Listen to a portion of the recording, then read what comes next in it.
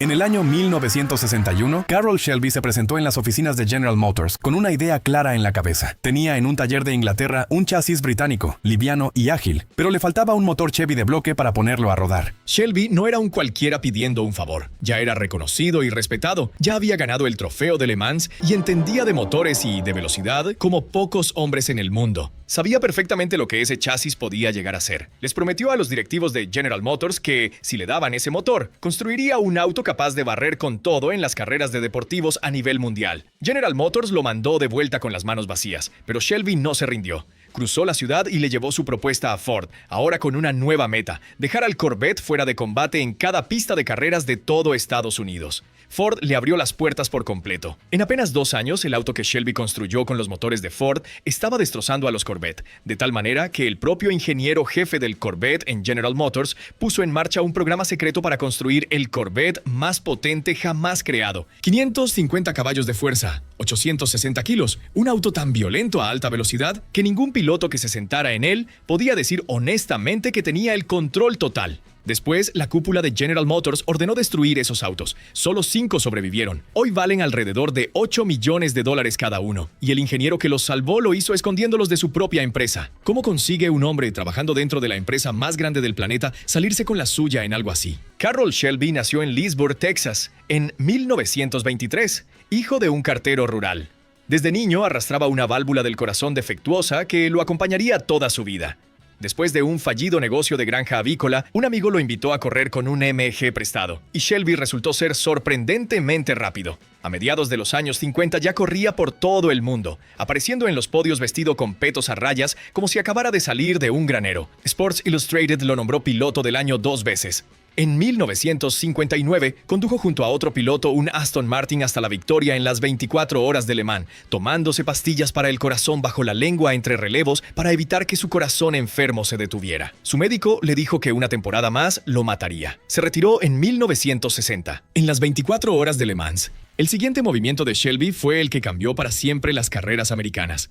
Sabía que la empresa británica AC Cars acababa de perder a su proveedor de motores. Sabía que el chasis de AC era ligero, ágil y estaba pidiendo a gritos más potencia. Su idea fue casi ridículamente simple: coger esa carrocería británica pluma, meterle dentro un V8 americano y salir de casa. Después de que General Motors lo rechazara, Shelby le hizo una propuesta a Ford con una sola promesa: su auto dejaría al Corvette fuera de combate en cada pista de carreras de Estados Unidos. Ford firmó en el acto. El primer prototipo, el CS-X2000, quedó terminado en enero de 1962 con un Ford V8 de 260 pulgadas cúbicas, embutido en el chasis de AC. El equipo montó el motor en menos de 8 horas.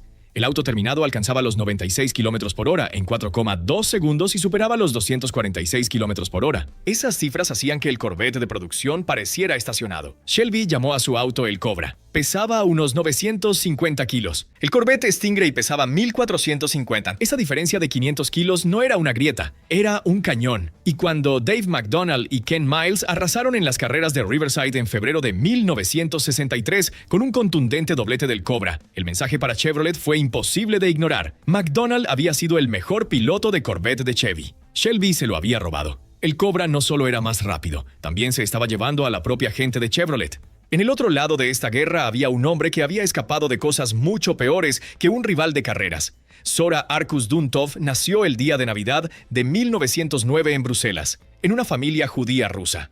Creció entre Leningrado y Berlín. Se licenció en ingeniería especializándose en hacer motores más rápidos.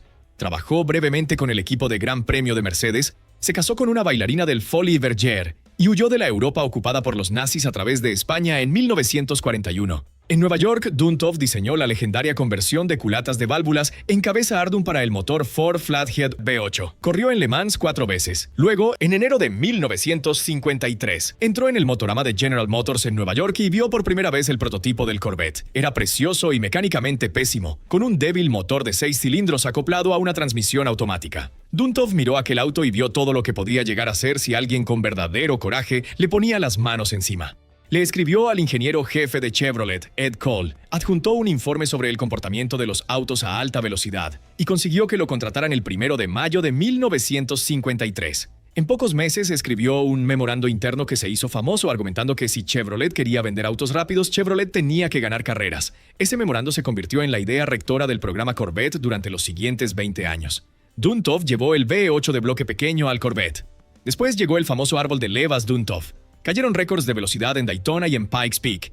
Introdujo la inyección de combustible Rochester en el auto y su convicción nunca flaqueó. La única forma de vender un auto deportivo era correr con él y ganar. Había un solo problema. General Motors no le dejaba correr. En 1957, la Asociación de Fabricantes de Automóviles aprobó una norma que prohibía las carreras respaldadas por fábrica. La prohibición fue en parte una respuesta al desastre de Le Mans de 1955. Donde perdieron la vida 83 espectadores, y en parte un intento de enfriar la guerra de la potencia en Detroit antes de que el gobierno federal interviniera con nuevas leyes. El presidente de General Motors impulsó la medida y la hizo cumplir como si fuera una condena de prisión. La doble moral era increíble. En junio de 1962, Henry Ford II se retiró oficialmente del acuerdo de la Automobile Manufacturers Association y lanzó la campaña Total Performance de Ford, con carreras de fábrica a plena escala en todas las categorías principales. Chrysler lo siguió de cerca. Incluso Pontiac, técnicamente una división de General Motors, había ganado en secreto 30 de las 52 carreras de NASCAR en 1961 con sus motores Super Duty. Todo el mundo hacía trampa, todos menos Chevrolet.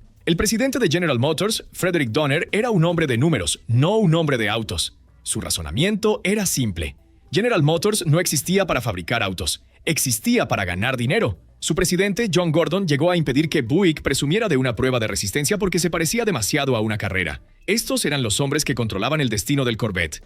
Y mientras ellos se sentaban en salas de juntas en el piso 14 del edificio de General Motors en Detroit, el Cobra de Carroll Shelby estaba dejando a su mejor auto deportivo como un auto lento en cada pista de carreras de Estados Unidos, respaldado por todo el dinero y el músculo de la Ford Motor Company. La respuesta de Duntov fue pasar a la clandestinidad. Encontró a su aliado en Semon Bunky Knudsen, el nuevo director general de Chevrolet, que ya había revivido a Pontiac mediante programas secretos de rendimiento. Knudsen le dio a Duntov un presupuesto oculto y un taller sin ventanas, escondido en un pasillo trasero del Centro de Ingeniería de Chevrolet en Warren, Michigan. Lo llamaron Proyecto Mangosta, porque la mangosta es el único animal del mundo que caza cobras. El plan consistía en construir 125 Corvette de carreras aligerados, la cantidad mínima exigida por las reglas de la Federación Internacional del Automóvil para que un auto pudiera competir en la categoría Gran Turismo. Los autos se venderían oficialmente a pilotos privados, lo que le daba a Chevrolet una coartada perfecta frente a la prohibición de la AMA. El lanzamiento público estaba previsto para enero de 1964. Lo que salió de aquel taller secreto era irreal. Partiendo de la plataforma del C2 Stingray, el equipo de Duntov básicamente construyó un auto de carreras puro disfrazado de Corvette. Sustituyeron los paneles de fibra de vidrio estándar por otros hechos a mano tan finos que los hombres que los manipulaban decían que parecían papel de seda.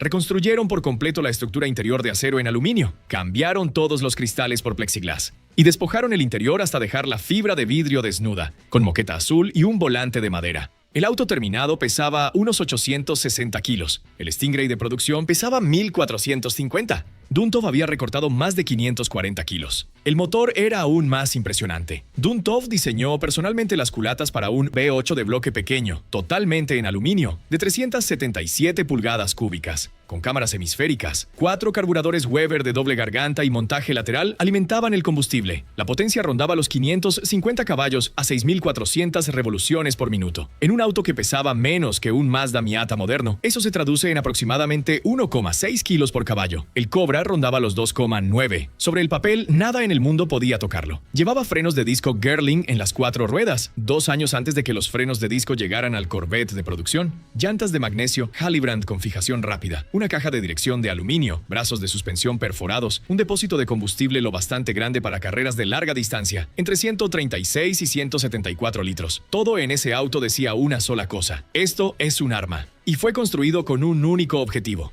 El primer Grand Sport Chasis 001 quedó terminado a finales de 1962 y fue trasladado a Sebring para pruebas secretas en diciembre, corriendo con un motor 327 modificado, ya que los motores de aluminio todavía estaban en desarrollo. Marcó tiempos por vuelta a pocos segundos del récord de la pista. La noticia se filtró. El 19 de diciembre de 1962, Bunky Knudsen hizo el largo camino hasta el piso 14 del edificio de General Motors para pedirle al presidente Donner una excepción para que el Corvette pudiera correr pese a la prohibición. Donner dijo que necesitaba tiempo para pensarlo. Su respuesta llegó rápido con un rotundo no. A principios de 1963, Donner envió una orden a toda la empresa cerrando cualquier esfuerzo de carreras de General Motors. Chevrolet retiró el papeleo de homologación de la FIA. Los ingenieros desmontaron los motores de aluminio de los autos. Los Grand Sport desaparecieron en los rincones traseros del centro de investigación de Chevrolet. Duntov tenía 5 autos terminados y una orden directa de parar. Este es el momento en el que un hombre de empresa habría obedecido. Duntov no era un hombre de empresa. Encontró un resquicio legal. La orden decía que dejara de construir autos. Nadie dijo nada sobre los 5 que ya existían. Duntov empezó a sacar los autos, en silencio del alcance de General Motors. El chasis 003 fue a parar a Dick Dunn, un concesionario y piloto de Chevy en Illinois. El chasis 004 fue a parar a Grady Davis, un ejecutivo de Gulf Oil que corría de forma ocasional. El resto de los autos pasaron por John Mecum Jr., un heredero petrolero de Houston de 22 años, con un equipo de carreras que actuó de testaferro para mantener la historia de que aquellos autos eran de propiedad privada, sin vínculos con la fábrica. El capítulo más dramático del Grand Sport ocurrió en las Bahamas, en diciembre de 1963. Desafiando abiertamente todo lo que la dirección había ordenado, Duntov llamó en secreto a los autos privados de vuelta a Chevrolet para mejorarlos. Guardabarros ensanchados para ruedas más anchas, conductos de refrigeración para los frenos y por fin se instalaron los motores V8 de aluminio de 377 pulgadas cúbicas. 3 Grand Sport viajaron a Nassau para la Speed Week, inscritos bajo el nombre de Mecum. Un grupo de ingenieros de Chevrolet casualmente eligió las Bahamas para pasar unas vacaciones de una semana. La alineación de pilotos parecía sacada del Salón de la Fama del automovilismo americano. Roger Penske, Jim Hall, Dick Thompson, John Cannon, Augie Pabst. Hall y Thompson pusieron 2 Grand Sport en primera fila para el Tourist Trophy. Ambos autos se retiraron con los diferenciales recalentados. Entonces, un ingeniero de General Motors, que oficialmente era solo un turista, resultó tener a mano unos refrigeradores de diferencial que amablemente le prestó al equipo privado. Con el problema de refrigeración resuelto, los Grand Sport mostraron de qué eran capaces de verdad. En la Governor's Cup, Penske terminó tercero en la general, por delante de todos los Cobra de la parrilla. En el Nassau Trophy, de 252 millas, Thompson terminó cuarto con solvencia. Los Grand Sport eran 10 segundos por vuelta más rápidos que los Cobra. El equipo de Chevrolet ganó con tanta facilidad que hubo una vergüenza visible entre la gente de fábrica que había esperado pasar aquel viaje desapercibido. Al mismo tiempo, no podían dejar de sonreír. Si te está gustando, suscríbete. Cada semana hablo de autos clásicos americanos olvidados y poco comunes. Pero sigamos, que aquí es donde las cosas se complican de verdad. Shelby también había llevado algo a Nassau. Un Cobra de bloque grande Ford de 390 pulgadas cúbicas conducido por Ken Miles. Miles se guardó ritmo en la clasificación y luego pasó a los Grand Sport en la primera vuelta con una ventaja descomunal en la recta. El auto se averió por fallo de frenos antes de poder terminar, pero el mensaje quedó claro. El Cobra 427 estaba en camino y la carrera armamentística estaba a punto de intensificarse. Duntov hizo entonces algo que nadie logra explicar. Envió un memorando interno el 16 de diciembre presumiendo de los resultados de Nassau y señalando que Ford ya sabía, desde hacía más de un mes, del papel de Chevrolet en todo aquello. Pensadlo desde el punto de vista de Donner. El proyecto que había ordenado cerrar acababa de correr a pleno rendimiento delante de todo el mundo, y sus rivales al otro lado de la ciudad lo sabían desde hacía un mes antes que él. La respuesta de Donner fue definitiva. Volvió a llamar a Bunky Knudsen al piso 14. Esta vez la orden no dejaba margen de maniobra. El papel de Chevrolet en las carreras se acababa por completo. Es posible que Donner ordenara quemar los autos. Al parecer, un Grand Sport llegó a incendiarse al aire libre antes de que cabezas más frías señalaran que quemar los 5 haría venir al cuerpo de bomberos local. Sea cierto o no, Duntov se negó a seguir esa orden. Escondió los 2 Roadsters dentro de edificios de General Motors, donde no volverían a aparecer hasta 1966. Empujó los 3 coupés hacia manos privadas, donde General Motors no podía alcanzarlos. 5 autos sobrevivieron a una sentencia de muerte corporativa directa porque un ingeniero decidió que sus autos importaban más que su carrera. La tragedia del Grand Sport no es solo el cierre del proyecto. Es que solo llegaron a existir 5 autos, muy por debajo de los 125 necesarios para la homologación en la categoría GT de la FIA. Las reglas decían que había que construir esa cantidad antes de que el auto pudiera correr como gran turismo de producción. Eso significaba que los Grand Sport nunca podrían correr en la categoría para la que fueron diseñados. Se vieron forzados a competir en categorías de prototipos, enfrentándose a máquinas de carreras construidas específicamente para eso, como el Chaparral y el Maserati Birdcage, contra las que nunca estuvieron pensados para competir. Incluso peleando fuera de su categoría, los resultados fueron notables. Dick Thompson, el dentista de Washington, D.C., conocido como el dentista volador, logró la primera victoria del Grand Sport en Watkins Glen en agosto de 1963. Más tarde lo consideraría el mejor auto que corrió en su vida. En las 12 horas de Sebring de marzo de 1964, Roger Penske y Jim Hall llevaron el chasis 005 al primer puesto en la categoría de prototipos GT. Penske dominó la primera vuelta con tal contundencia que dejó atrás a John Surtees en un prototipo Ferrari, como si Surtees estuviera estacionado. A J. Foyt, al volante del chasis 003, salió 60º por problemas en la clasificación y adelantó a 50 50 autos solo en la primera vuelta. En la Speed Week de Nassau de 1964, Penske volvió y lo ganó todo. El Tourist Trophy, el Nassau Trophy, mientras el Super Snake Cobra de bloque grande de Ken Miles se averiaba yendo en cabeza y Penske se llevó ambas carreras sin oposición. El único defecto mortal del Grand Sport tenía que ver con cómo el aire se movía sobre la carrocería. Por encima de los 240 km por hora, la parte delantera se volvía peligrosamente ligera. A fondo de aceleración, el morro se levantaba del suelo como el de un dragster. Delmo Johnson, que acumuló más horas al volante de los Grand Sport que casi nadie, fue cronometrado a 330 km por hora en México, con las ruedas delanteras despegadas del asfalto desde los 257 km por hora en adelante. Todos los pilotos que llevaron el auto al límite coincidían en algo. Nadie tuvo jamás el control total de un Grand Sport a máxima velocidad. Quien dijera lo contrario mentía. Todos los Grand Sport que corrieron llevaban el capó sujeto con cinta adhesiva para evitar que saliera volando a alta velocidad. Eran autos corriendo al borde extremo de lo que la física permitía, conducidos por hombres que entendían que la línea entre ganar y morir se medía en centímetros y suerte.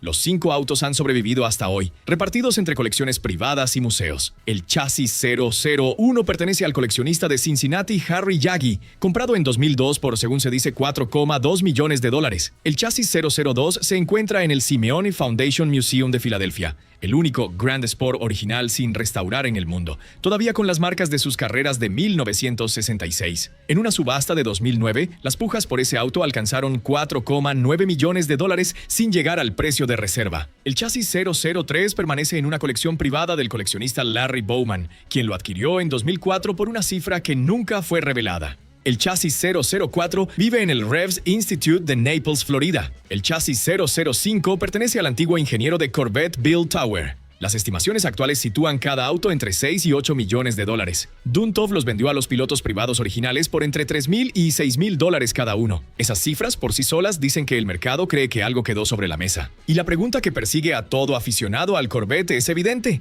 ¿Qué habría pasado si Donner hubiera dicho que sí? ¿Qué habría pasado si 125 Grand Sport hubieran salido de una línea de producción y hubieran entrado en las categorías GT de la FIA por todo el mundo? La prueba, tomada de las carreras reales, es difícil de rebatir. 10 segundos por vuelta más rápidos que los Cobra en Nassau. Un doblete de categoría en Sebring. Penske ganando cada carrera en la que participó en Nassau 64. Una relación peso-potencia que hacía que el Cobra pareciera pesado. Los problemas aerodinámicos eran fallos de ingeniería solucionables, no defectos de diseño de base. El recalentamiento de los diferenciales se solucionó en un fin de semana con refrigeradores prestados. Con un presupuesto completo y 125 autos homologados, el Grand Sport habría peleado contra los Cobra en las categorías a las que realmente pertenecía, no en batallas de prototipos contra autos para los que nunca estuvo pensado. Incluso Shelby, el hombre al que el Grand Sport estaba destinado a destruir, vio lo que Chevrolet había tirado por la borda. El Grand Sport fue el gran corredor Corvette que nunca llegó a ser. Es probable que Duntov solo llegara a mostrar una cuarta parte de lo que era realmente capaz de hacer, porque los directivos de General Motors lo frenaron en cada paso del camino. Y el plan original del Grand Sport, de haberse dejado seguir su curso,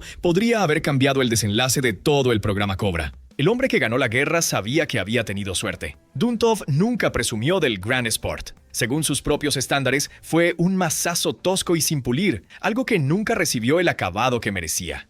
Viniendo de un hombre cuyos estándares se habían forjado en los circuitos europeos de antes de la guerra, eso probablemente solo significaba que los autos podrían haber sido todavía mejores con el respaldo adecuado. Los resultados sugieren que, al final, el mazazo funcionó bastante bien. Al final, toda la historia del Corvette Grand Sport se reduce a un gesto pequeño, pero profundamente humano. A Zora Arkus Duntov le dieron la orden de destruir 5 autos que cargaban con años de trabajo clandestino y riesgo personal, y él prefirió salvarlos antes que proteger su propio puesto. No redactó ninguna carta de queja, no se enfrentó abiertamente a nadie. Simplemente, sin hacer ruido, fue trasladando los autos a sitios donde nadie del piso 14 pudiera dar con ellos, y luego solo esperó. Arriesgó toda su carrera por 5 Corvette construidos a mano. Y 60 años más tarde, los 5 siguen ahí, intactos. Cada uno de esos autos vale hoy más de lo que muchos ganarían trabajando toda una vida. Y todo porque un ingeniero terco, nacido en Bruselas, decidió que merecían salvarse. Si te dejó pensando, ya sabes lo que sigue. Dale like y suscríbete para el próximo capítulo de Autos Olvidados.